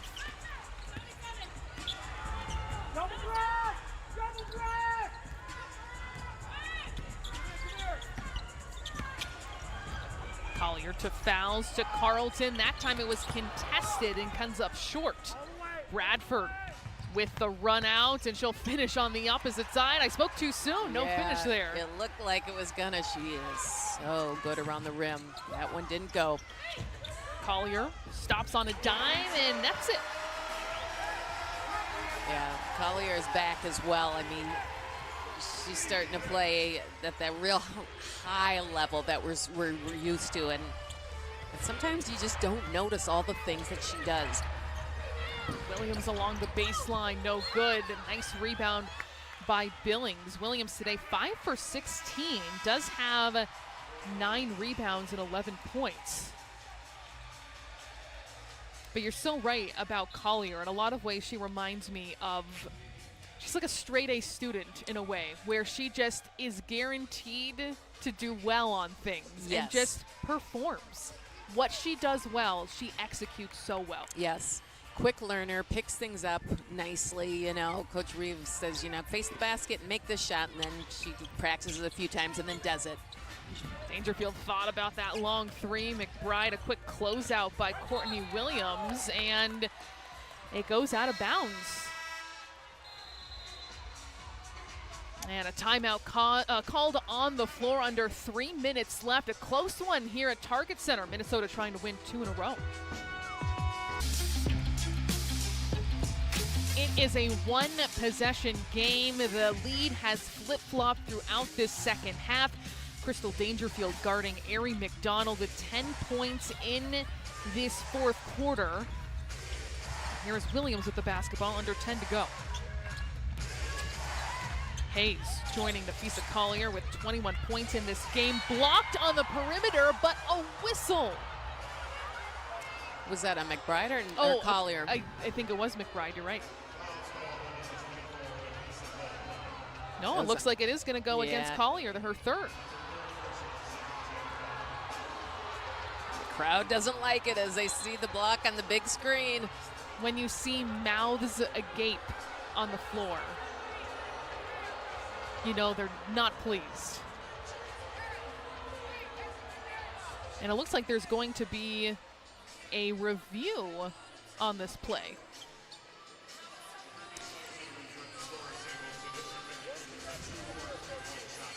And they're determining if it's a 2 or a 3, sounds like. Got it.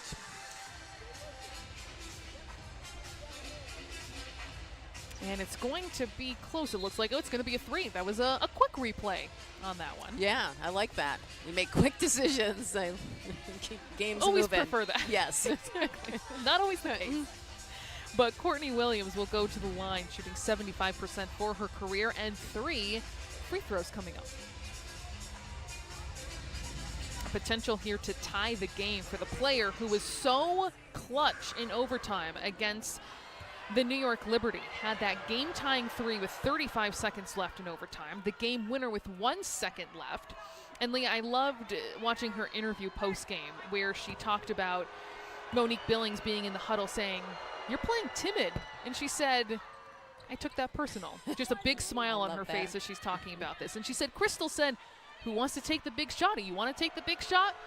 She says, "I took that personal." Yeah. So exactly. You just see the confidence that she has. And here another possession staying with Atlanta, but not for long. Yeah, wasn't Coach Peterson saying, and she asked for the ball at the end of the game? And he said, yeah, I'd be the dumbest guy in the world not to give her the ball at the end of the game. That's exactly right. So someone to definitely watch out for as we get into the closing moments. Fouls facing up against a very lanky Elizabeth Williams. That's just left short. Another rebound for Courtney Williams, and she has got a double-double. Back-to-back double-doubles for her. Williams driving and finishing. Command with that move. Yep, exactly what we were talking about. Just her ability to score the ball off the dribble, mid-range, anywhere on the court. The lead back to the Dream. Here is Collier into the paint, trying and up and under, and she will go to the foul line. Yeah, I think that's something she was working on and shoot around today. She has that little up and under move, and it's a good one to get you to the free throw line. I thought that Billings did a pretty solid job of trying to stay with her. I think that's something that's going to come up in a scouting report. Here's another look at that foul, but she comes off her feet a little bit. Yeah, that's absolutely the key is you got to stay grounded. One more coming up here for Collier, who has a game-high 22 points to go along with 6 rebounds and 2 assists. Knocks them down in clutch time.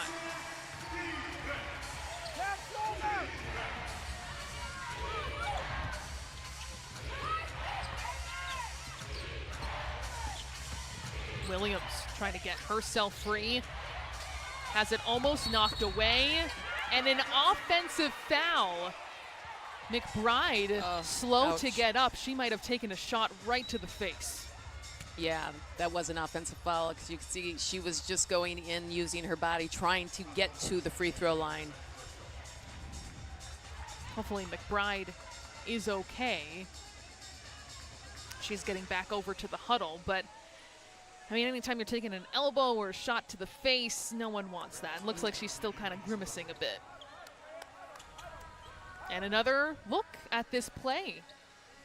And I would assume to see if this possibly could be elevated. Yeah, if it's going to be a flagrant, if she got her in the mouth. Well, she certainly was in pain right after. Here's Williams going up for that shot. It doesn't look like there was any intent. She was trying to draw that foul, but it could be a situation of it happened to hit the defender, above the neck. Right, which would still make it a flagrant.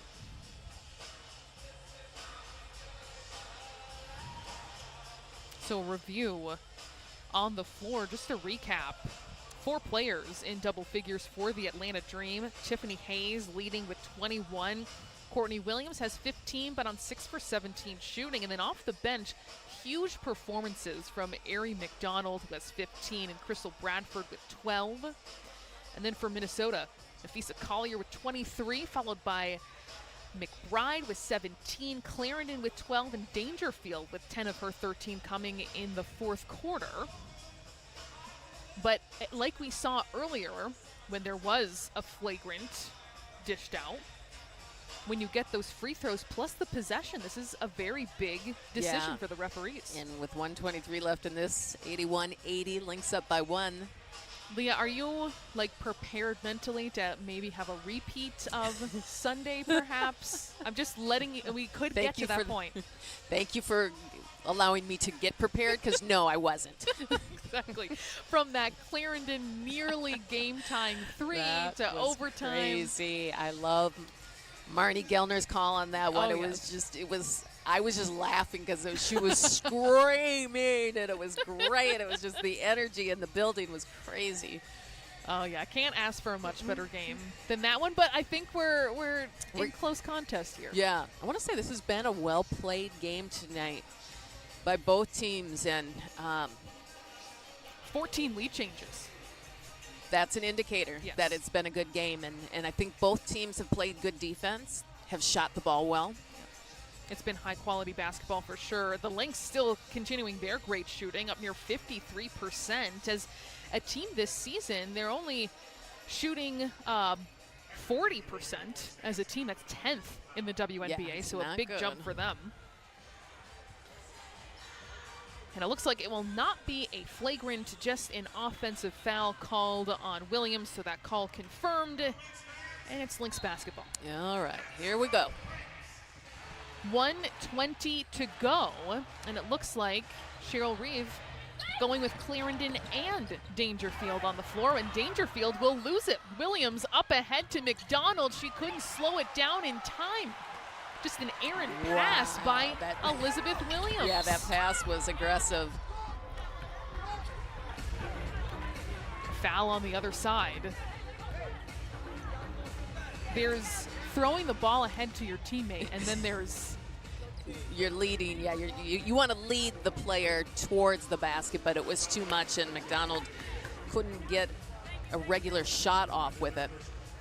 So that's going to be the 3rd on Tiffany Hayes and the 5th team foul. So free throws the rest of the way for Minnesota, starting with Clarendon, who for her career is a 60% foul shooter.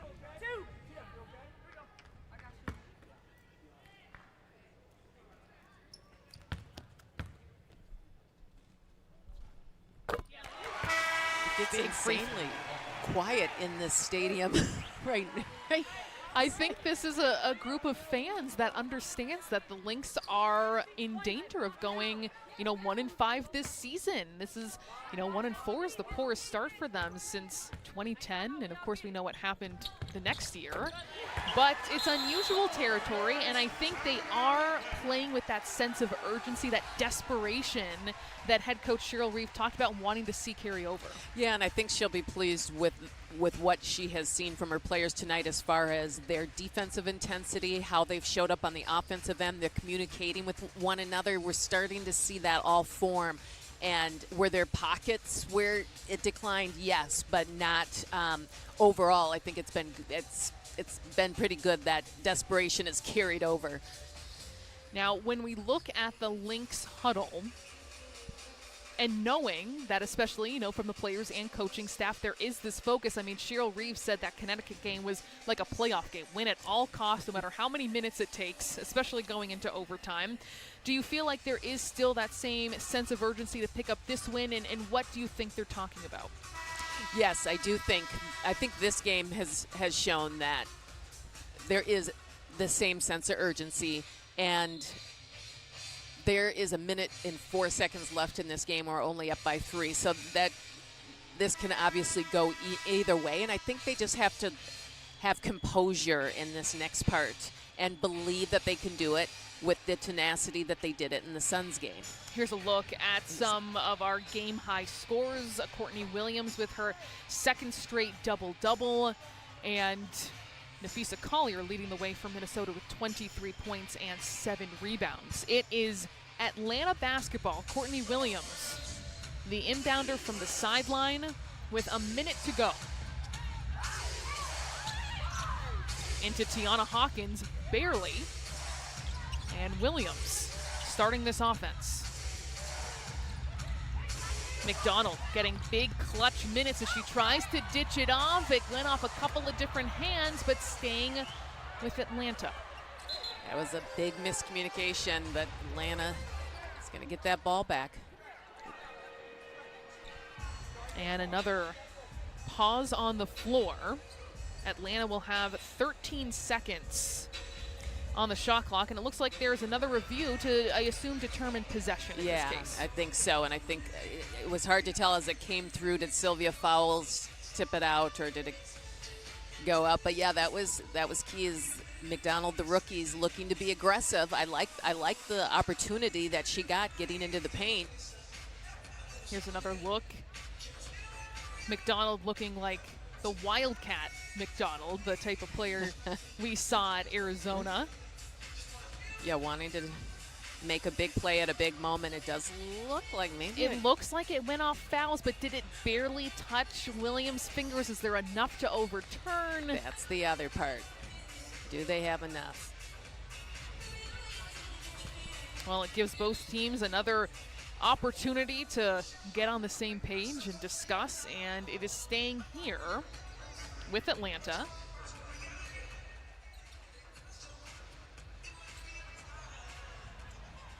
This time McDonald, the inbounder.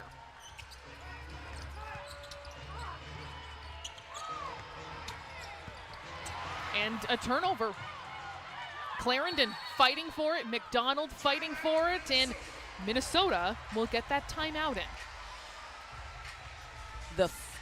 McDonald trying to force it in, and that's maybe the rookie a little uncomfortable in that situation. That's a big play right there. And then the fumbling, everyone going. This is what we talked about, the desperation, getting down. Clarendon gets on the floor.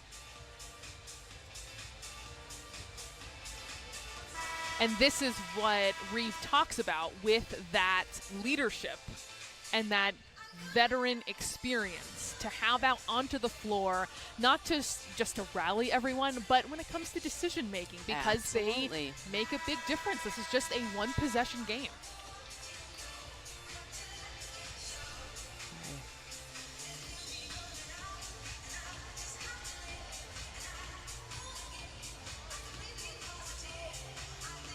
So Dangerfield stays on the floor with the other starters. Damiris Dantas has not re-entered the game since the first quarter with a lower back injury. And here Dangerfield going to work. She's got Billings extending the defense near the half-court line. And it works to perfection, and a timeout called by Atlanta. Wow. I'm stifled. Remember we said what Mike Peterson said, that the bigs are the backbone of this defense. Yep. What a clutch Yeah, that situation. was clutch. I need to see that again. I wonder if it maybe threw Dangerfield off to be seeing the big, lanky, quick Billings right in front of her. I like that, and I don't like that, but what I'm saying is that the defensive thought of putting her on her was very smart by Atlanta. And that's, again, what they come in here with is everyone knows that their aggressiveness and tenacity on the defensive end of the court, that was an example. Well, Mike Peterson may have been thrown into this interim head coaching situation, but he has been around the block in women's basketball on the WNBA. He's been on this coaching staff the last 3 years. So interesting to see that kind of rule, the change there for their defense. 39 seconds left for Atlanta, down by 3. McBride sticking with Williams. Hawkins looked up at the clock, still plenty of time for the dream. Mary McDonald shuffling that off, and Hawkins will finish. It's a 1-point game. Now that was a beautiful pass by McDonald. She didn't think about it. She saw her open player. She gets it in there quickly. That was a clutch pass. Now there's a very, very small difference, just 0.4 of a second between the shot and game clock. Are you happy there to go for the 2? Should they have been looking for a 3 on that play? No, I'm okay. I'm okay going for the 2 there. You know, I mean, obviously if you have the open shot, but how they did that, because it could have been the 3-point play as well. There's 24 seconds left. Dream down by 1. So it is going to come down to defense in the end, is if they can get that ball back. And do you count on that 0.4 of a second, or do you have to foul immediately here? Try and get a steal, then foul? I feel like the immediate foul. And that still would, of course, make it a 1-possession game. Right. So you feel safe in that category. It's a little, I mean, having a 1-point game is so much different than 2, because those 2 free throws, it just puts you out of reach. Right, it changes it, exactly. Minnesota at 1 point in this game led by 8. Atlanta has led by as many as 9. There's been more than a dozen lead changes in this one. Both teams coming off of overtime wins. A lot of minutes on these bodies in the last week. But going down to the wire once more here at Target Center.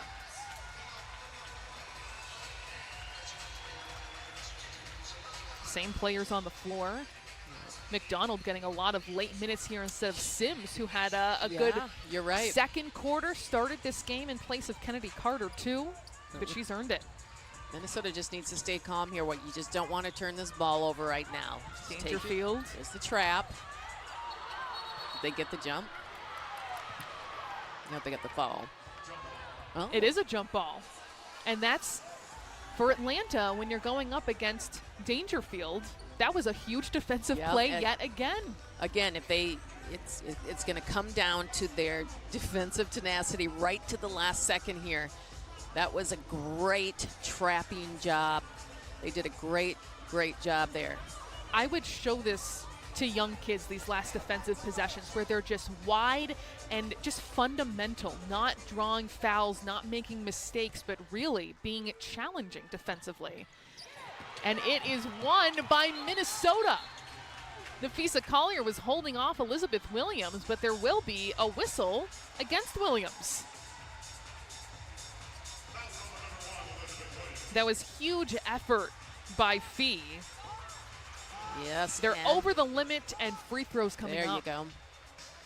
Let's see if Fee connects. Free throw down here, but Dangerfield, nice job. Maybe it was a little, maybe she felt a little more confident because she wasn't looking at Elizabeth Williams across from her. True, like thankfully. We saw earlier. Exactly. And Fee good on the first, this one. 2-point game. To make it 3.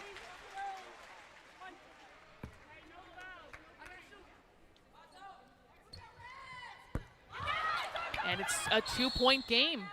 Timeout called on the floor. Big rebound by Monique Billings. Again, defense. It comes down to defense in this game, and Atlanta is not going to go easily. They're getting every scrappy rebound, doing every trapping on the defensive end, turning the Lynx over. They've been battling here the last couple of minutes of this game. They are up at the top when it comes to steals, when it comes to offensive rebounds, because of that kind of demeanor and tenacity. That's the identity of this team. That's what they're known for, and they got 12 seconds to try use the defense to win the game. Try to get a win. Well, after that miss, the Minnesota Lynx holding on now to a 2-point lead.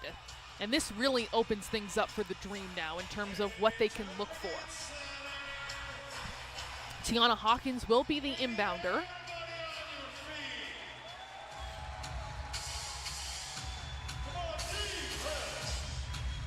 Lynx fans on their feet, hoping for 12 seconds of D.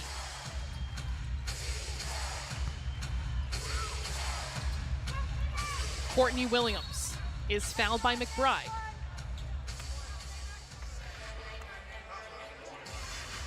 That's going to be her second, the team's third.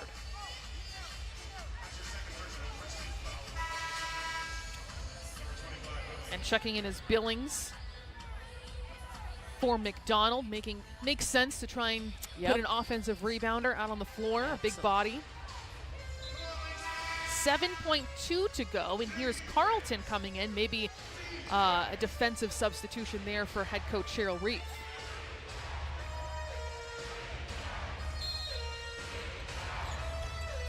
Hawkins, the inbounder again, into Hayes, who's one-on-one against Clarendon, and she finishes to tie this game. I mean, it was done to a team. And they were in this situation in the first place because of their intensity on the defensive end, but that was a beautiful offensive play. And Hayes is so talented at getting to the basket. Tiffany Hayes, the leading scorer for the Dream. You see this play again. Credit to Lasia Clarendon for not fouling on that play, too. She knew she was in hot water and was just not going to make it worse. Exactly. Yeah, it was more about how good of an offensive player Hayes is, that it's once she gets going downhill, it's going to be hard to stop her. Just a really well drawn up and well executed inbound play by the Atlanta Dream. Well, I want to ask you, are you going to be ready for an overtime game? I think I am. You know, did you know that the last Lynx overtime game, there was a 130 game gap? The Lynx went from 2016 to Sunday without an overtime game. So if we have two in a row, we shall see. 5 seconds left here for Nafisa Collier, who can go all the way, and she draws the foul with 1.5 seconds left. Wow. Did it say no basket?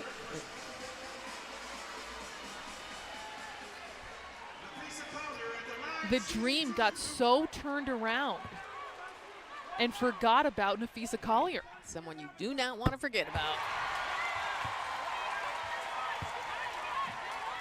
Another huge free throw coming up. One.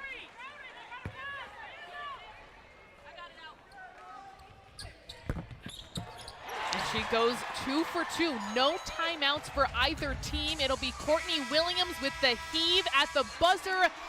It hits the backboard, and Minnesota escapes with a victory on their home court, 86-84 for their second win this season. And it was a big one and an important win for this Minnesota franchise, who needed the confidence to beat a very, very good Atlanta team. Leah, I was preparing. It could have happened. We had sung the praises so much of the Atlanta defense, especially down the stretch. And then to see the seas part for Collier was very unexpected. Yeah, that was unexpected. It was definitely a big miss, and Nafisa Collier was the right person to have the ball in her hands at the right time, because she doesn't panic. She's calm in those situations, and she does what she does best, get to the free throw line. And she knocked them down. Nafisa Collier with a huge game today as they do their half-court tradition. Collier finishing today with 25 points.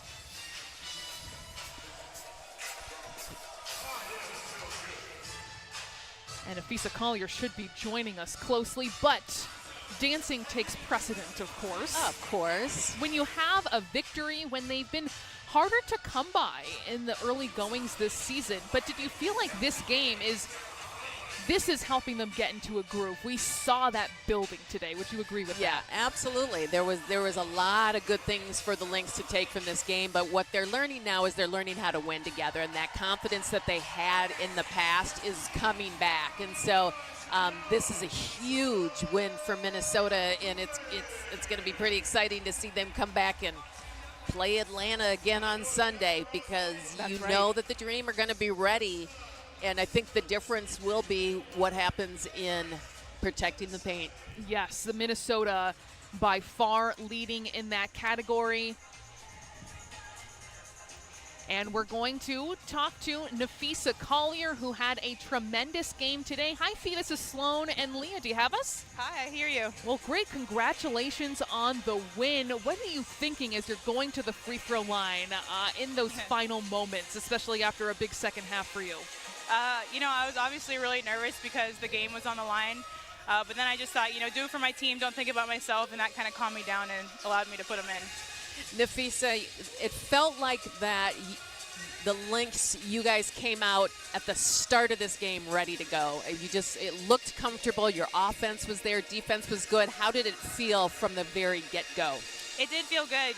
We always have the mentality we have to protect our home court, and I think that's what we came in doing. We knew it was going to be a really aggressive, fast-paced, athletic game, and so we came in with that mindset, and I think we executed. Fee, you had to watch those first three games, those first three losses, and I know that must have been tough for you to not see the team execute how you wanted them to. Do you feel like these last two games, the Sun and this game against the Dream, this is really establishing a groove for you guys? Do you feel like you're finding it? I do. We didn't have a great training camp, so I think just trying to get our team chemistry together and put in the things that we do as a Lynx, really working on that the past 2 weeks. We've had a lot of practice time, and I think it's paying off in our games now. We saw some great communication with post players, bigs getting the ball into the paint, but overall there was 40 points in the paint for you guys tonight. How did you get that done? We knew that we were going to be able to get it in. They have a lot of guards, smaller guards, and especially Mama Sil, we like to get it into her, so really looking to take advantage of that. All right, Nafisa, thank you so much. Much appreciated, and good luck against Atlanta once more this weekend. Yes, thank you. Bye. Nafisa Collier finishing with 26 points, 10 for 13 from the foul line, 7 rebounds, 2 assists, and 3 steals to go along with that. We are going to step aside for a moment and then wrap things up here from Target Center. A big win from Minnesota, 86-84 over the Atlanta. Well, Minnesota Lynx come out on top, their second win in a row and second game this season over the Atlanta Dream, ending their 4-game win streak. The final score 86-84 here at Target Center. Nafisa Collier, a monster game with 26.7 rebounds. Tiffany Hayes on the other side had 23 with 8 rebounds and a second straight double-double for Courtney Williams, 15 and 10. Leah, what do you think was the difference tonight? Was it just late game moments for Minnesota to come out ahead? I really think overall it was points in the paint, because that was from the beginning to the end. But what I think Minnesota did was they brought aggression on both ends of the court, and for the first time we saw them really shoot the ball well. Minnesota leading that category. You mentioned points in the paint, 40-18, which is exactly what this Lynx coaching staff wants to see. Both of these teams will face off again in just 2 days' time on Sunday here at Target Center, so a chance for the Lynx to extend this win streak to 3 games. For Leah B. Olson, I'm Sloan Martin saying goodbye here from Target Center. Minnesota moving to 2-4 this season, Atlanta dropping to 4-3. Thanks so much for tuning in tonight.